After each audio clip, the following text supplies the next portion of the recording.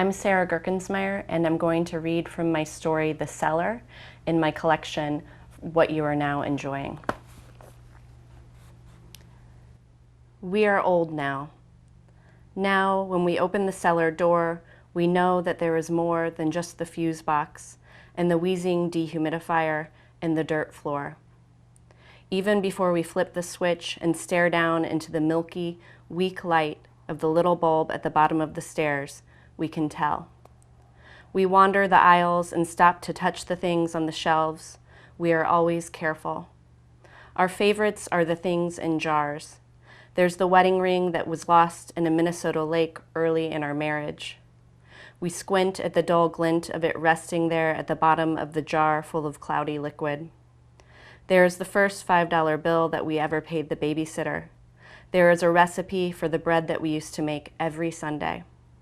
The collar and tags of our second dog, a feather from a favorite down comforter floating weightless like a ghost.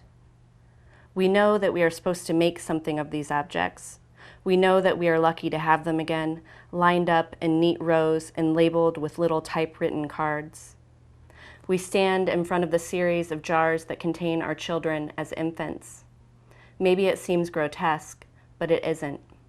We stare at the folds of skin and fat that fall down their baby legs like the rings of a tree and remember. Our children are grown and gone now, so it's nice to have this. It's nice to have the tiny toes and the pink lips again. There are a couple rows of glass display boxes, each one lit up softly from below. We found our first argument yesterday. We found the moment when we first met and stared at it for what felt like hours, watching it flicker and buzz. There is a glass box at the end of one of the rows that contains a particularly passionate embrace. The edges are frayed with loose threads, but the color is still rich and vivid right at the center. There is a glass box full of lost keys. We come down here. You'd be surprised by the pockets of warm air that can be found in an old cellar, how they can wash over two frail, close bodies like unexpected waves, how they can touch.